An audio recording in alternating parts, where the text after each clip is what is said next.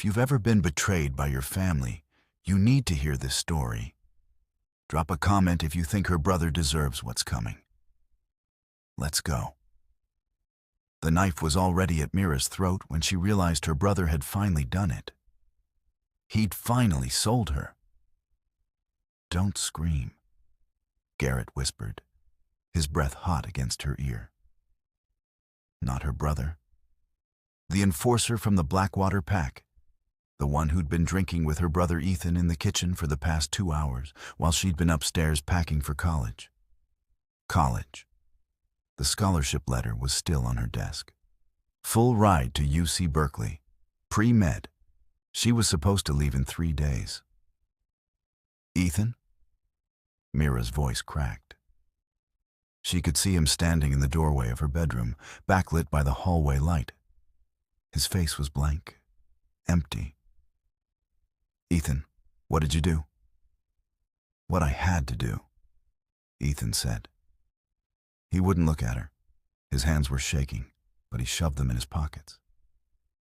"Marcus Thorne called in the debt. Dad's debt. It's you, or the pack loses everything. The house, the territory, Mom's grave." "Dad's been dead for 2 years," Mira choked out. Garrett's blade pressed harder, and she felt a hot trickle of blood slide down her collarbone. "You had 2 years to figure this out. 2 years, and you wait until 3 days before I leave?" "Marcus wanted you specifically," Ethan said. And finally he looked at her. His eyes were red. He'd been crying. Good. She hoped he cried every day for the rest of his miserable life. "He said if I brought you to him before you turned 22, he'd wipe the debt. All of it. $500,000, Mira. I don't have $500,000. "So, you sold your sister." Mira laughed. It came out broken, jagged. "You sold me for money you gambled away. Because that's what you did, right? Dad's debt was $20,000 when he died. You're the one who kept going back to Marcus's casino. You're the one who—" "Shut up," Garrett growled, jerking her backward. Mira stumbled. Her wolf snarled inside her, clawing to get out. But she was weak. She'd always been weak, an omega in a pack that valued strength above all else. Her father had protected her. Then he died. Ethan was supposed to protect her. Then he chose poker chips over his own blood. "Let's go," Garrett said. He zip-tied her wrists behind her back with brutal efficiency. "Marcus is waiting. He doesn't like to be kept waiting. Ethan, please." Mira tried one last time. She hated the desperation in her voice, hated the tears burning her eyes. "Please, I'm your sister. I'm all you have left." Ethan turned around and walked away.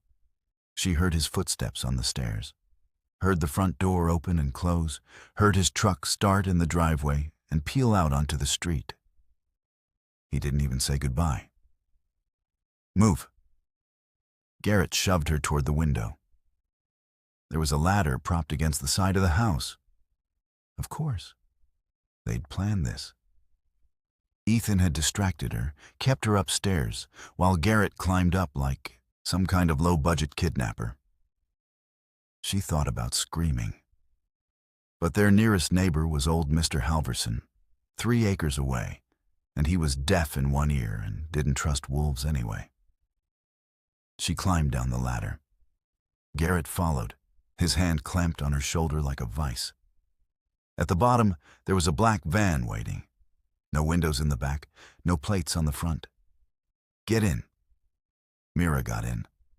What choice did she have? Fight? She'd never won a fight in her life. Run? Garrett was a beta. He'd catch her in 30 seconds. Scream? Who would come? The van door slammed shut. Darkness swallowed her. She heard the engine start, felt the vehicle lurch forward. She was alone. For the first time since her father died, Mira let herself cry. Not quiet tears, loud, ugly sobs that tore out of her chest and echoed in the empty metal cage. She cried for the scholarship she'd never use, for the life she'd never have, for the brother who'd chosen money over her. And she cried because she knew exactly what Marcus Thorne wanted her for. Everyone knew. The Blackwater Pack didn't take female prisoners for housework. They took them for the fights. Illegal death matches in the underground rings. Wolves were forced to shift and tear each other apart, while rich alphas bet on the outcome. Omegas never lasted more than one fight. The van drove for hours. Mira lost track of time in the darkness. Her wrists ached. Her throat was raw. She pressed her face against the cold metal wall and tried to reach her wolf. "Are you there?" A faint whimper. Her wolf was there, but she was small, scared. Mira had never been able to fully shift. Something was wrong with her, the pack healers had said. A genetic defect. She could grow claws, fangs, but a full transformation? Never. "We're going to die," her wolf whispered. "I know," Mira whispered back. The van stopped. Mira's heart slammed against her ribs. She heard voices outside. Male, rough, laughing about something. The door opened, harsh fluorescent. Light blinded her. Hands grabbed her arms and dragged her out. She stumbled, her legs numb from sitting in one position for too long. "This is her?" a voice asked. "This is the girl Ethan Stone bet his territory on?" That's what Marcus said. Garrett's voice. "Delivery confirmed. I want my payment." "You'll get it. Take her to processing." Mira blinked, her eyes adjusting. They were in a warehouse. Concrete floors, metal beams. The smell of blood and bleach and fear. There were cages along the far wall. She could see shapes inside them. People. Wolves. "No," Mira said. She dug her heels in. "No, I'm not." A fist slammed into her stomach. The air left her lungs in a rush.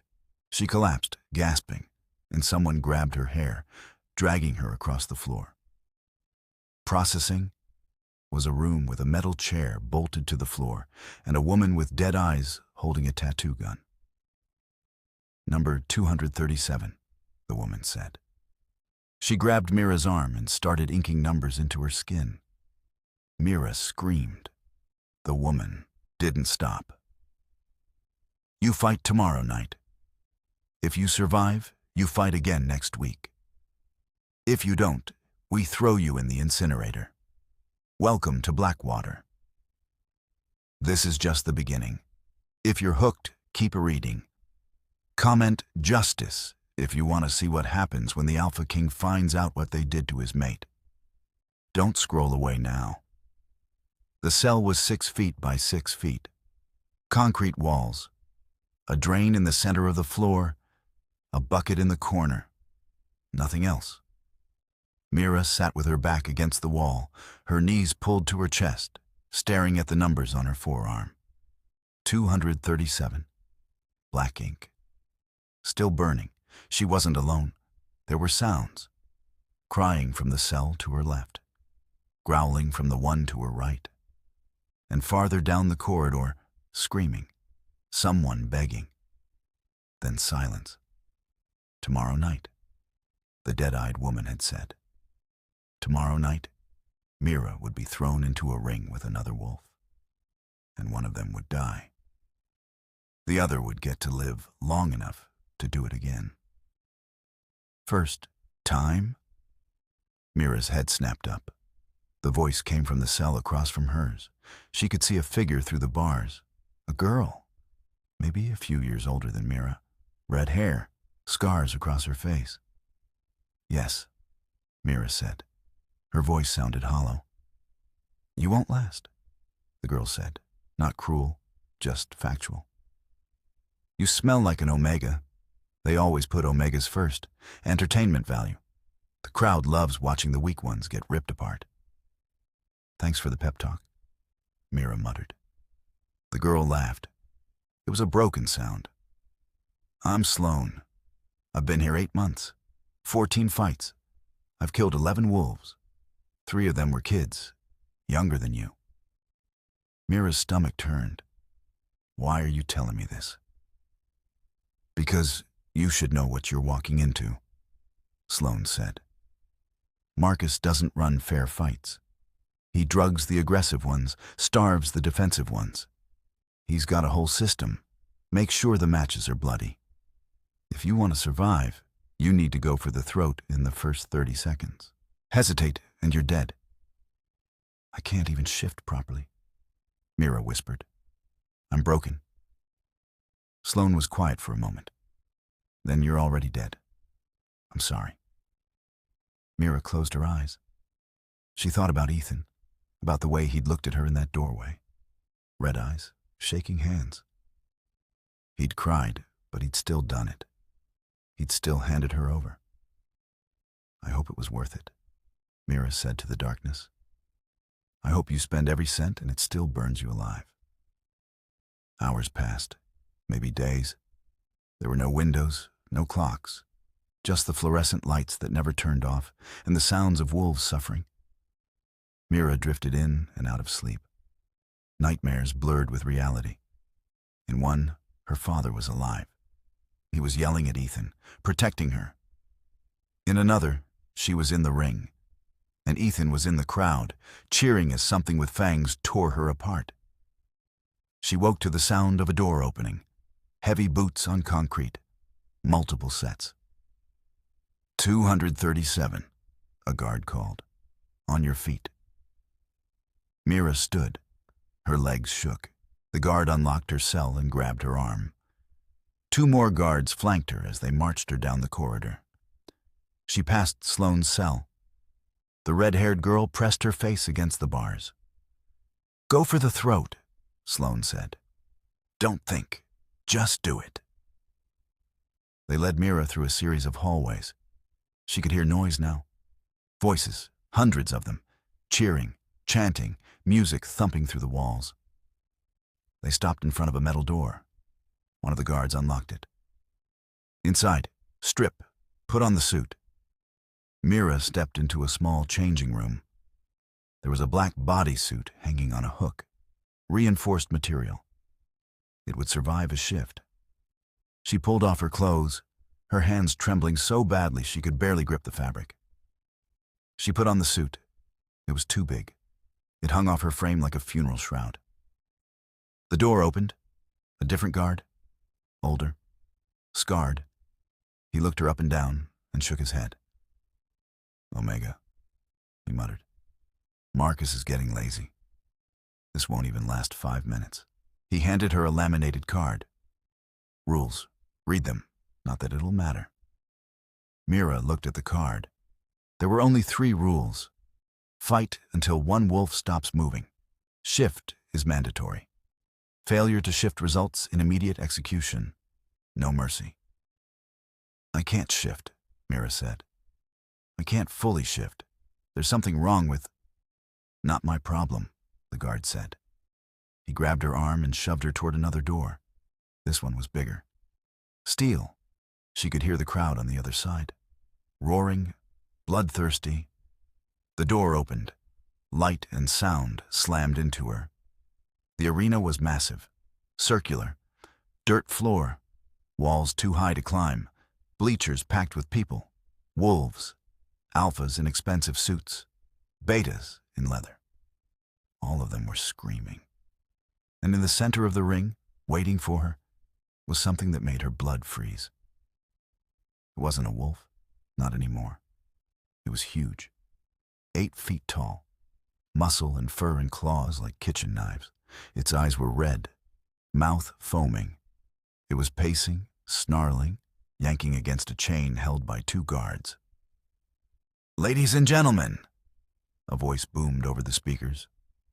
Marcus Thorne. Mira couldn't see him, but she'd recognize that voice anywhere. Smooth, oily. Tonight's opening match. The Butcher versus our newest acquisition, Little Omega 237. Let's see if she's got any fight in her. The crowd exploded. Mira's vision tunneled. She couldn't breathe. I couldn't think. The guards released the chain. The butcher charged. Mira tried to run. Her legs wouldn't move. The creature was 10 feet away. 5 feet. She could smell its breath, rot and blood. Then the lights went out. Every single light in the arena. Darkness. Complete. The crowd's roar turned into confused shouts. Mira heard the butcher skid to a stop somewhere in front of her. I heard it sniffing, searching. Then she smelled it. Rain, pine, something ancient and overwhelming. A scent that made her wolf sit up and whine, not in fear, in recognition. A voice spoke in the darkness, male, low, carrying a weight that made every wolf in the arena freeze. Which one of you touched what's mine? Comment Alpha King if you're still with me. The next part is where everything changes. Don't stop now. The emergency lights kicked on. Dim red bulbs cast the arena in a hellish glow. Mira could see again. The butcher was 3 feet away from her, frozen mid-lunge. Its red eyes were wide, fixed on something behind her. Mira turned. Her breath caught. There was a man standing in the center of the ring. He hadn't been there 2 seconds ago. He was just there. Like he'd materialized out of the darkness itself. He was tall, broad-shouldered, wearing all black. Tactical gear. His hair was dark, almost black, and his eyes, gold. Burning gold. Alpha eyes. But not just any alpha. Mira's wolf slammed against her ribcage so hard she gasped. The word tore through her mind like a freight train. Mate. No, Mira whispered. That wasn't possible. Mate bonds didn't just happen. They took time, proximity. This man was a stranger. She'd never seen him before in her life. But her wolf was screaming, clawing, trying to reach him. The man took a step forward. The butcher snarled and lunged at him. The man didn't even look. He raised one hand. The butcher stopped midair, like it had hit an invisible wall. It hung there, suspended, clawing at nothing. I asked a question. The man said.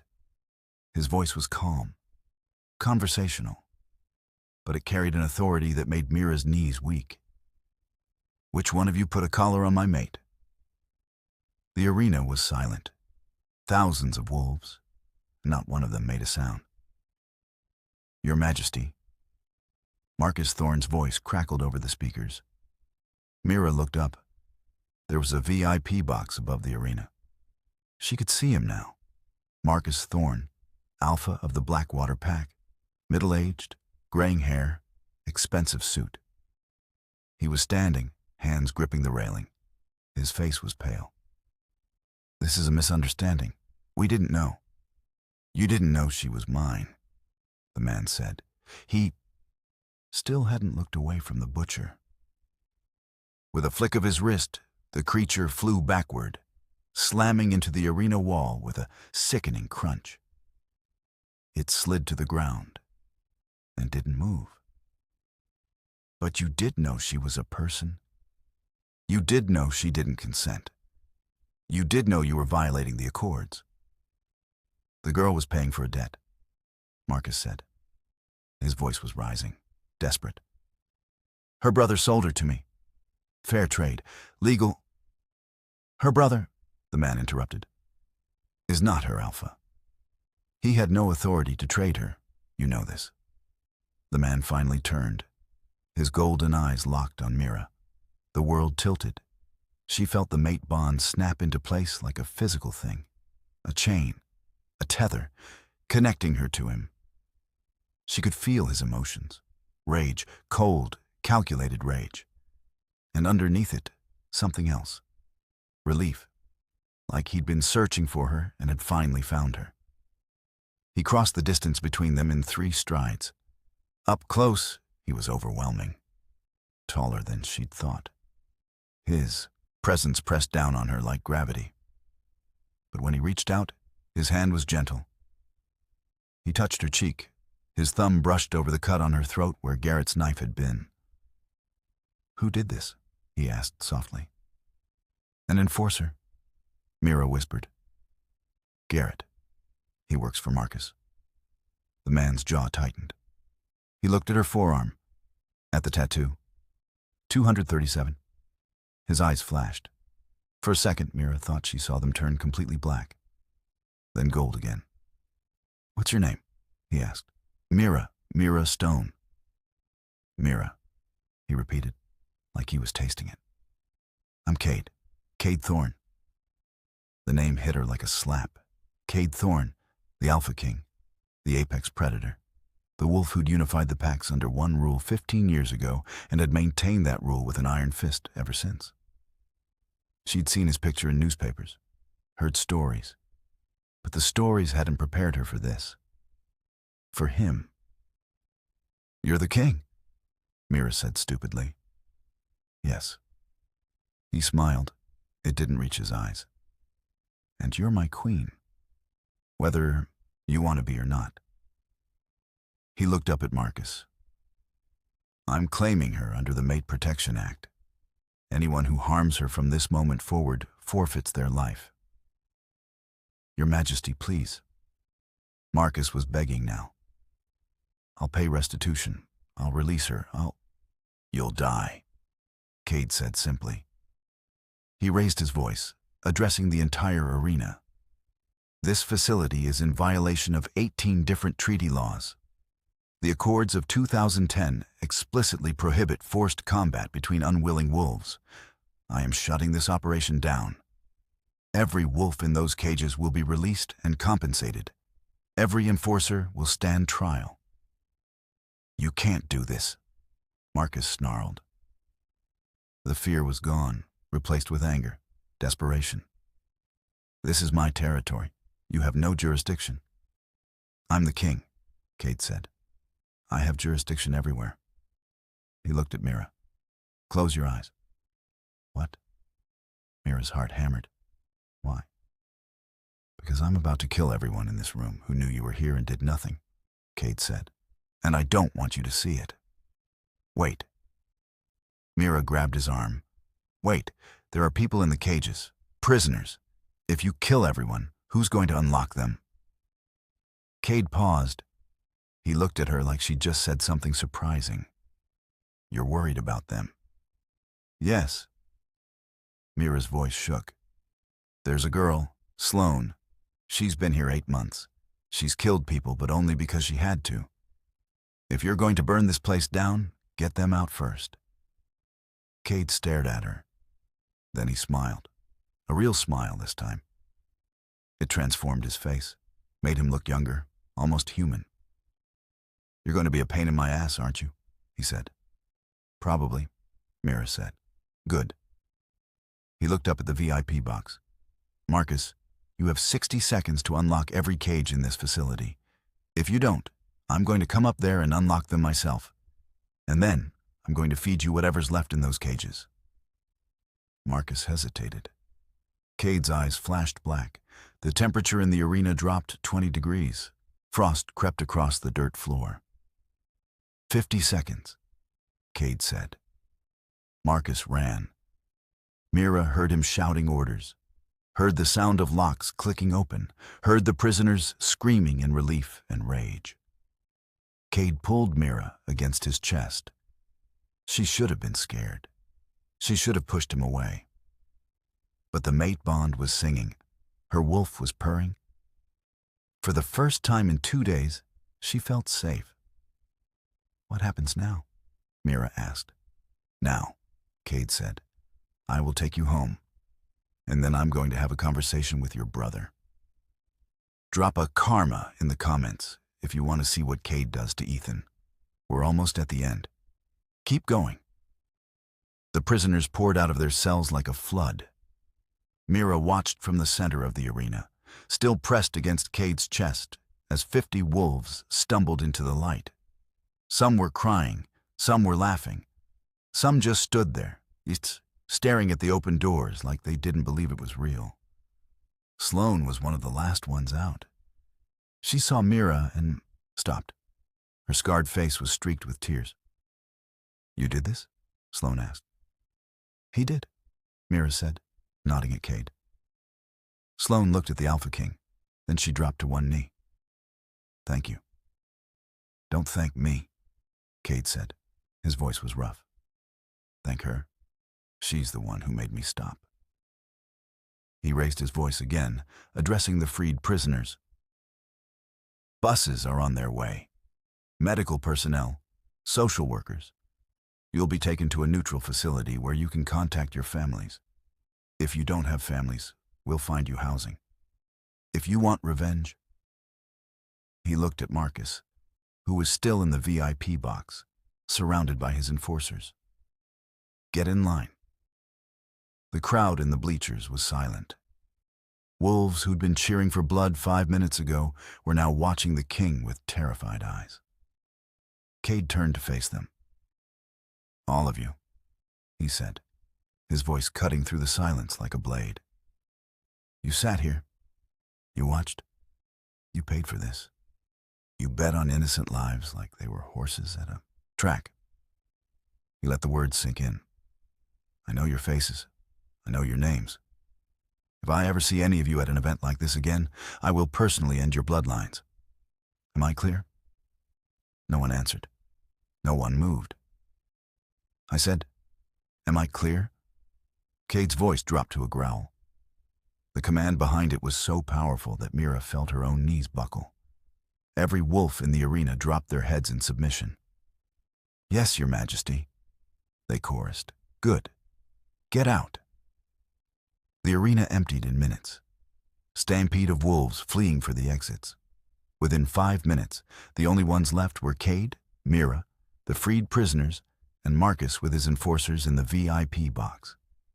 Cade looked up. "Marcus, come down here." "Your Majesty." "Now." Marcus descended the stairs slowly, flanked by 4 of his biggest enforcers. They were all alphas, big, scarred, armed.